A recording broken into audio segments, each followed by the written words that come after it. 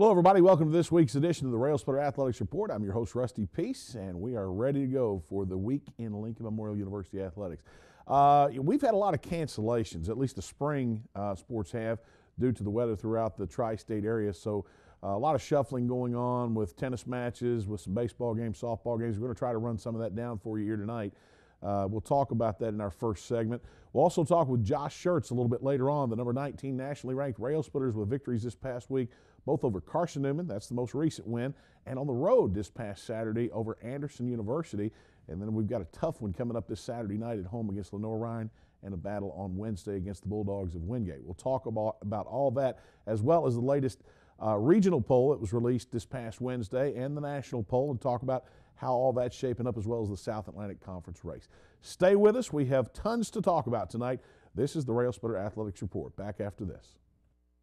Sigmund Communications is your local radio and television stations bringing your local information, local news, and the best music from yesterday and today. Sigmund Communications was established in 1987 on the campus of Lincoln Memorial University. Since then, we have been involved in community events and other projects. Sigmund Communications is not only your local radio and television stations, but we are a learning facility aimed at educating students in the field of broadcast communications. Sigmund Communications, not just the great building with satellites that sits on the hill.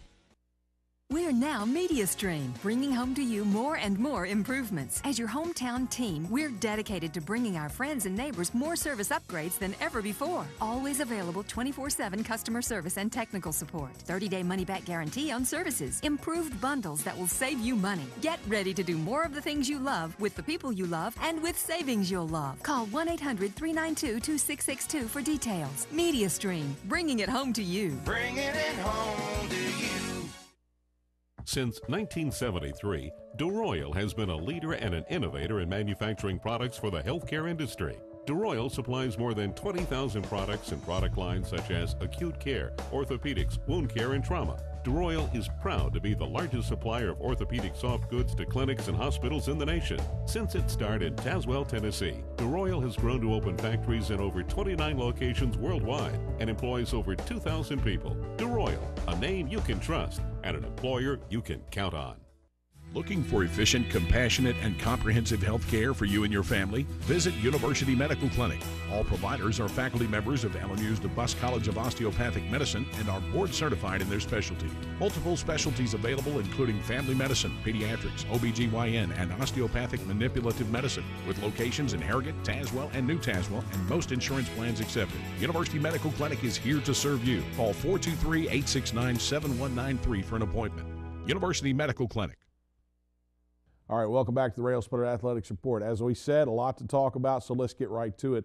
Lincoln Memorial University baseball team began South Atlantic Conference play last weekend when they traveled down to Anderson, South Carolina.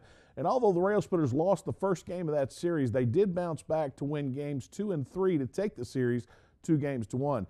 LMU coming up with a 10-2 victory in the second game and a 16-4 victory, I believe, in Game 3 to capture those victories. Now 2-1 in South Atlantic Conference play. The Railsplitters are right up there around the 500 mark in overall action, and they have had a couple of games on tap this week. In fact, they were supposed to have played Bellarmine University up in Louisville in a big doubleheader up there, and for whatever reason, I'm not sure, I think it was weather conditions, that was canceled on Wednesday. No word as to whether that will be rescheduled, but the LMU baseball boys of the Diamond will be back on the field this coming weekend in non-conference and conference play later on in the week. All right, speaking of Lincoln Memorial University baseball, LMU baseball player Andre Rodriguez has been named South Atlantic Conference Player of the Week. Rodriguez earned the honors this past Tuesday when it was released by the South Atlantic Conference office. He's a 5'11 senior hailing from Puerto Rico, and he was named SAC Player of the Week after leading the Railsplitters to a 3-1 mark, including a 2-1 series victory over league foe Anderson University. Rodriguez compiled a .444 batting average over that span with 8 hits, 8 RBI, 2 doubles, and a triple. Congratulations to Lincoln Memorial University baseball player Andre Rodriguez. Turning to softball, Natalie Layden and the Lincoln Memorial University softball team have been on a tear. She was supposed to be one of our guests this week, but putting so much emphasis on softball and winning this week, Coach Layden is a little bit under the weather today. The Lady Railsplitters We're supposed to also have a doubleheader with Bellarmine on the road. I believe that's scheduled for the 23rd up in Louisville, Kentucky. That's part of the Bellarmine Classic. They'll get underway at 11 a.m. They'll also face off against Ashland University at 11 o'clock, Bellarmine, and then, of course, that will round out the weekend. But this past week, LMU has been on a serious streak in which that they have lost only one game. They swept Lees-McRae in a doubleheader, run ruling the Bobcats twice, 8-0 and 11-0. They came back to win their third consecutive game against Limestone 8-7. They did drop the second game to Limestone 5-2. That was on the 15th, but that was their only loss of the week, as LMU has now reeled off 4 straight, run ruling Virginia Intermont 10-2 in 5 innings, winning the second game against the Cobras 8-0 in run rule fashion, and then knocking off Milligan in a doubleheader 10-0, another run rule, and 8-2. The LMU women now poised for that Bellarmine Classic up in Louisville, Kentucky. The Lady Railsplitters are now 9-7 overall and have picked up some quality wins on the year. Natalie Layden definitely has the Lady Railsplitters softball team moving in the right direction. In more softball news, speaking of the right direction, LMU's Amanda Snow has been named SAC Softball Player of the Week. This is the first honor of her career. She's a 5'7" utility player out of Knoxville, Tennessee, and she came to realize the honor after leading the Lady Railsplitters to a nearly unblemished mark this past week. Over the span, Snow posted a .438 batting average with 4 extra base hits and 9 RBI. Congratulations to Amanda Snow. Let's turn to basketball.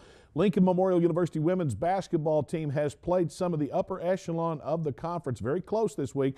On Saturday, they traveled down to Anderson, South Carolina, and lost to the Trojans in the final minutes of that game, final seconds to be exact, 57-55 the final. Roger Hodge and his team playing well enough to win the contest. Unfortunately, in the last 5 seconds, a couple of bad breaks, a big basket, and a 3-point play by Anderson lifted them into the victory.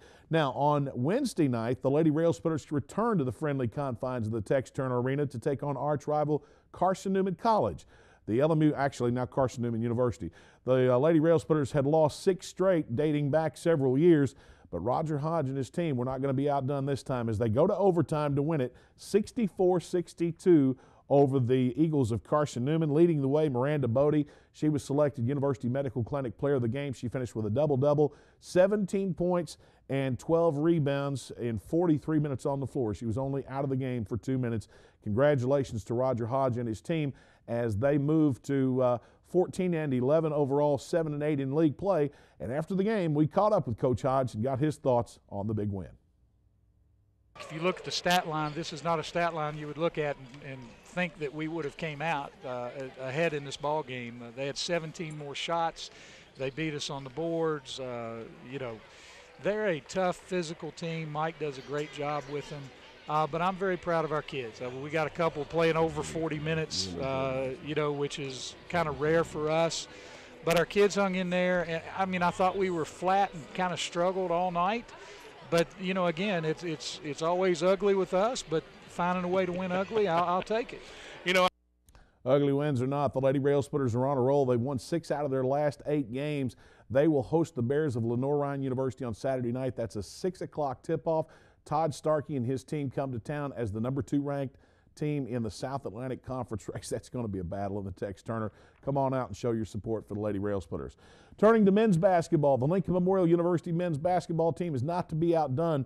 The Railsplitters are ranked number 19 in the latest NABC poll released on Tuesday afternoon and have been ranked 2nd in the first NCAA Southeast Region poll that was released earlier this week. I think that was a Wednesday release. The Railsplitters have picked up monumental victories this week over both Anderson University and Carson Newman. And I'll tell you what, the victory on the road against Anderson, great comeback for the Railsplitters. They lost 5 straight to the Trojans. They split the home and away series this year. Then come back on Wednesday night to knock off Carson Newman 69-64. That pushes the LMU men's record to 19-4 overall. They are now 12-3 in league play, and it is a logjam at the top of the South Atlantic Conference race. Anderson, LMU, and Wingate all tied for first place. Technically, I guess you'd have to look at it and say the Railsplitters would have somewhat of a half-game lead there because they split the home and away with Anderson. They beat Wingate. I think Anderson and Wingate have split, so LMU would actually have the nod if the tournament were to begin today. But that being said, let's talk with Josh Schertz now. as he joins us here. First of all, Coach, congratulations on a great week. The Railsplitters rolling hard as we entered our final 3 games of the season. Thanks, Russ. We did, certainly best time of year to be playing your best, and hopefully we can continue to move forward. But certainly a real good week so far, playing at Anderson and then coming home to Carson Newman and getting, gutting both those wins out. And now, certainly, as you know, it isn't getting easier from here. So, but we're happy to be where we are, control our own destiny, and now basically 10 days left in the regular season.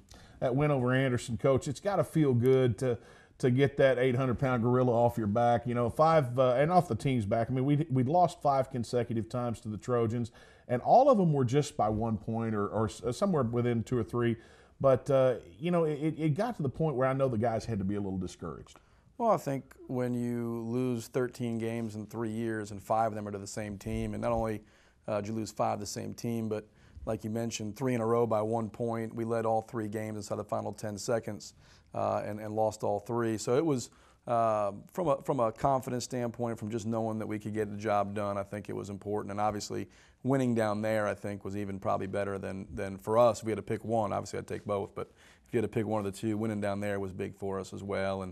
And we knew going in, I mean, they're a terrific team, very well coached, have some great players, and but I thought we played really well from tip to buzzer, led the game from tip to buzzer, and did enough down the stretch to get the job done.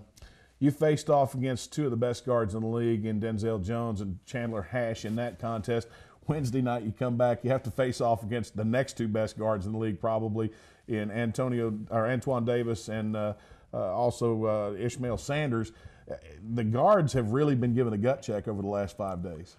Well, that's the thing in our league right now. It's so strong. The play is so good. There's so many terrific players. If you're looking at the league right now, I mean, Player of the Year is probably a battle between Chandler Hash and Ishmael Sanders. Those are the 2 front runners for the conference Player of the Year. And we've certainly been put to the test. We knew going in this 4-game stretch, starting at Anderson, coming home facing Carson Newman, facing Lenore Ryan, and going to Wingate would be about as difficult a stretch as anybody in the country is playing. But we thought it'd be great preparation for what we got to do moving forward into the most important season, which is the postseason. So, but our guards, I think we've gotten better defensively. We did a good job, even though statistically you wouldn't look at it on Ish and say we did, but I thought we did do a good job on him, and certainly Hash, I think we held the 11 points or something like that down there. Big win over the Eagles, 69-64 the final. The Railsplitters, of course, kind of spreading the wealth offensively. I think we were led in scoring by Bailey, Chorley, and Ross, each with 12 points. Leading us on the boards, I think Dustin Craig came off the bench to grab 7, but a very balanced attack. The LMU bench showed up well on Wednesday night as they came to play and got some quality minutes from some guys. We're going to talk more about the win over Carson Newman as well as some other things with the Lincoln Memorial University men's basketball team right after this. I will help families adopt children from around the world and in our own backyard. I am teaching ethics to the next generation of lawyers. I will make a difference for the underserved of this region. I will be an advocate for my clients. As a prosecutor, I fought for those who couldn't speak for themselves. I'm a lawyer and professor. I will be a lawyer. I will be a lawyer. I will be a lawyer. I guess we'll take Morty. Yes. Pick last. Ouch. A vault will put you back on top. It quenches and kicks. Incoming! Yeah!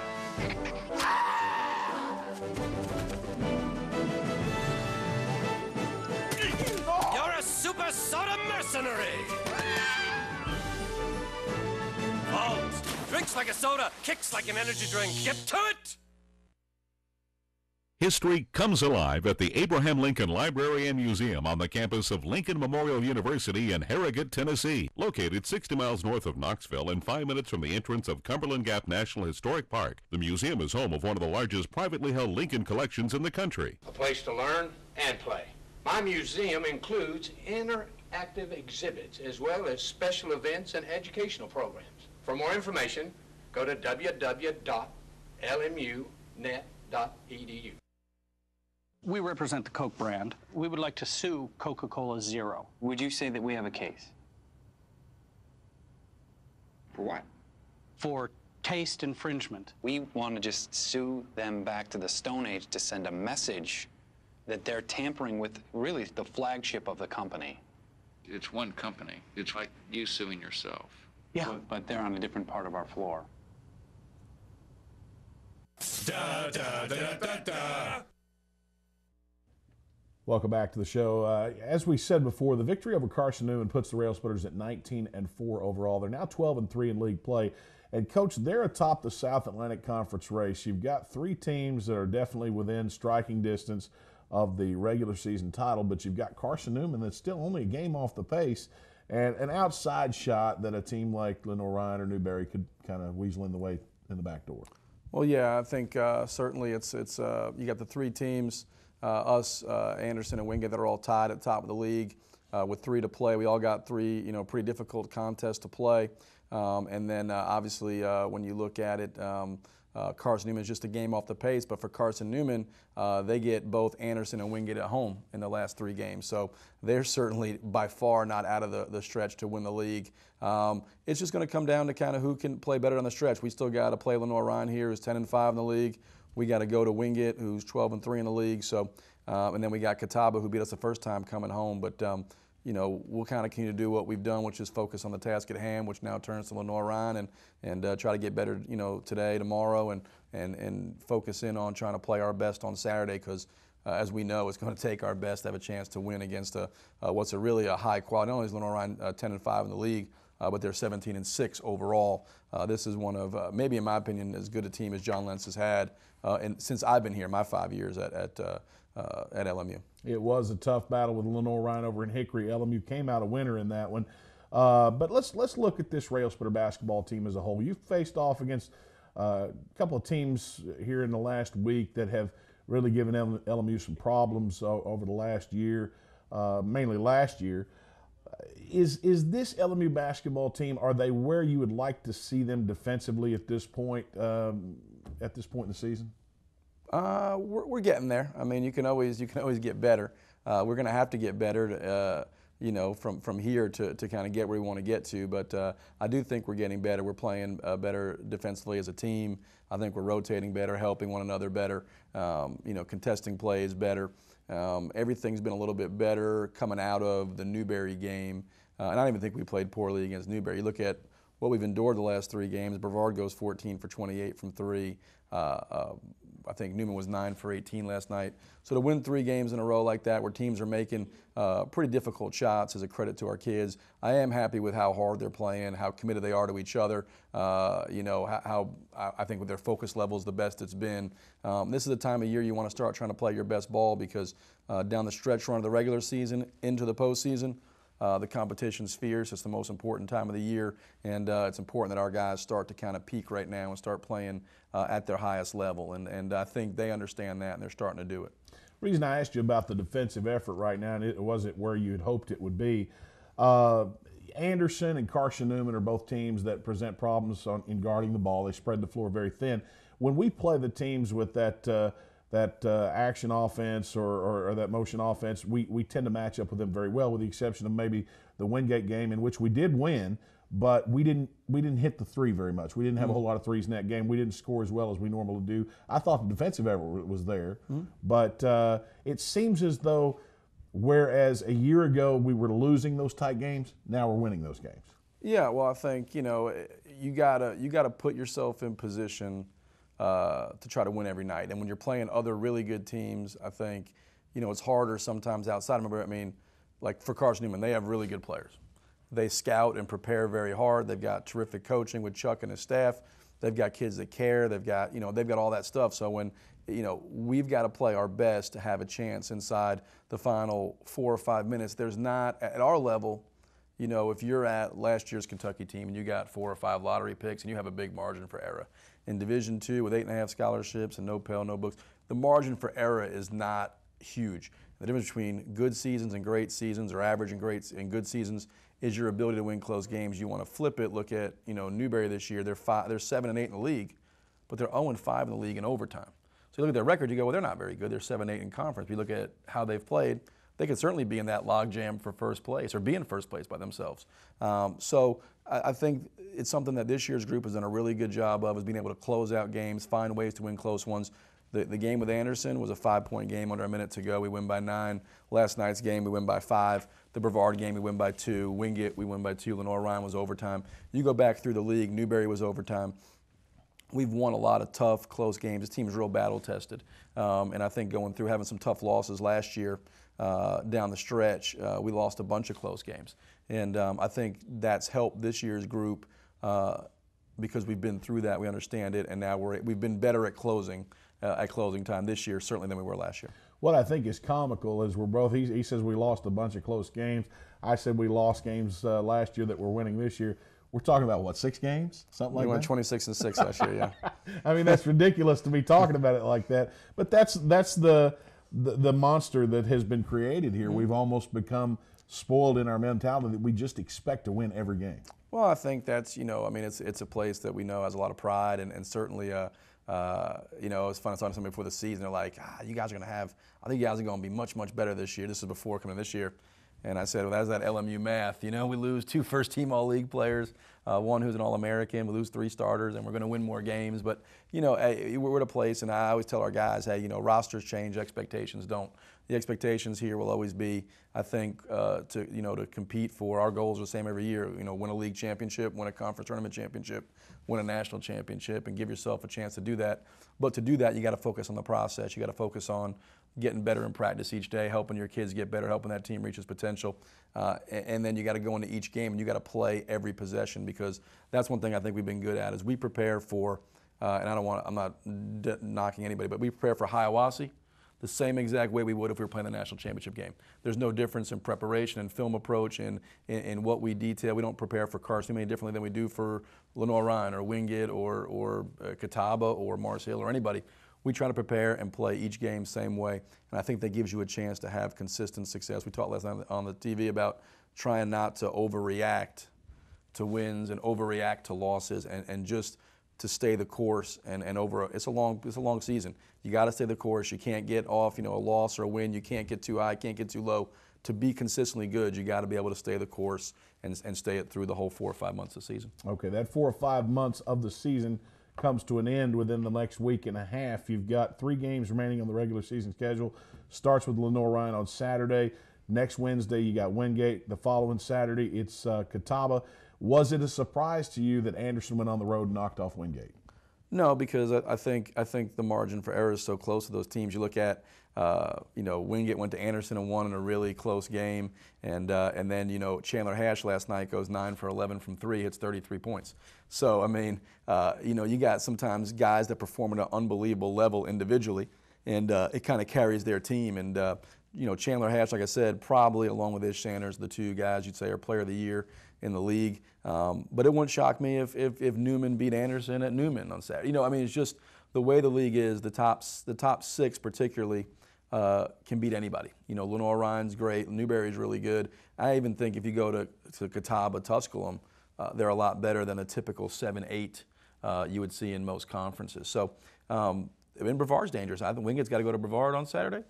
That's no easy game either. Brevard's capable of spraying threes. They play like they did against us. That'll be a game that comes down to the final possession or 2. So, there's a lot of basketball to play, but certainly, Anderson had a huge win for them. Now we got to go take care of our business Saturday to give ourselves a chance to play for a league championship in the last week of the season. All right, as you've said a couple of weeks now, it'll all sort itself out by the end of the regular season. So let's go to the regional poll right now. First regional poll came out. Railsplitters were ranked 2nd, and we've got about a minute to go, something like that. I was a little bit surprised by that. We're behind South Carolina, Aiken, and while they were one of the top teams in the region, to me, they kind of came out of nowhere. Not necessarily nowhere, but yeah. Well, they're leading the Peach Belt, but certainly, we're 2. It's a box deal. They don't have the record versus ranked opponents, which we lead the region in.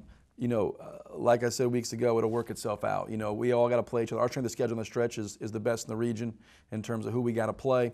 If we're able to win those games, we'll play our way into a #1 seed in the NCAA tournament. I have no doubt about that. If we're not, if we don't do that, then we won't. But certainly, 2 is not a bad spot to be in going into the final 2 weeks of the season. But now we got to capitalize moving forward and play our best ball and give ourselves a chance. Obviously, we'd love to bring the Southeast Region tournament to Harrogate here in the middle of March. I know you'd love to see that regular season title as well. That's your first goal. Yes. And that will come by the end of the regular season with the Catawba game. But hopefully we'll take care of business before then. Coach, I want to thank you for stopping by. Good luck on Saturday against the Bears. Thanks, Russ. LMU and Lenore Ryan Saturday night, 8 o'clock in the Tex Turner Arena. Let's take this time out. We'll be back on the Railsplitter Athletics Report. Nestled at the foot of the Cumberland Gap, Lincoln Memorial University honors the vision and spirit of Abraham Lincoln. Lincoln's values are perfectly in sync with the modern educational experience at LMU. Our students find personal attention is a way of life and a way to success. If Lincoln Memorial University fits your vision of college, visit our website at lmunet.edu for more information. Sigmund Communications is your local radio and television stations bringing your local information, local news, and the best music from yesterday and today. Sigmund Communications was established in 1987 on the campus of Lincoln Memorial University. Since then, we have been involved in community events and other projects. Sigmund Communications is not only your local radio and television stations, but we are a learning facility aimed at educating students in the field of broadcast communications. Sigmund Communications, not just the great building with satellites that sits on the hill. We're now MediaStream, bringing home to you more and more improvements. As your hometown team, we're dedicated to bringing our friends and neighbors more service upgrades than ever before. Always available 24/7 customer service and technical support. 30-day money-back guarantee on services. Improved bundles that will save you money. Get ready to do more of the things you love with the people you love and with savings you'll love. Call 1-800-392-2662 for details. MediaStream, bringing it home to you. Bringing it home to you.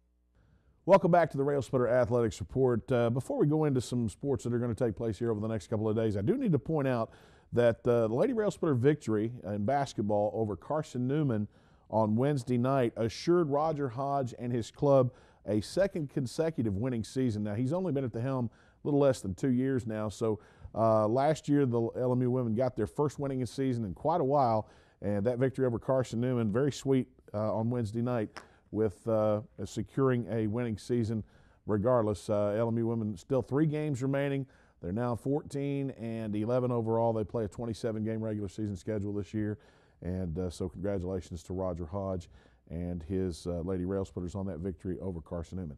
Also today, Thursday, this for those of you watching this in Middlesboro, it'll be a day late, the LMU men's and women's tennis teams in action at home on the LMU courts, taking on King College. That is a regional matchup for both teams because while they are not in the same conference, it is a regional matchup, being in the same state. So good luck to Benny Collins and his teams. We'll have results from that later on.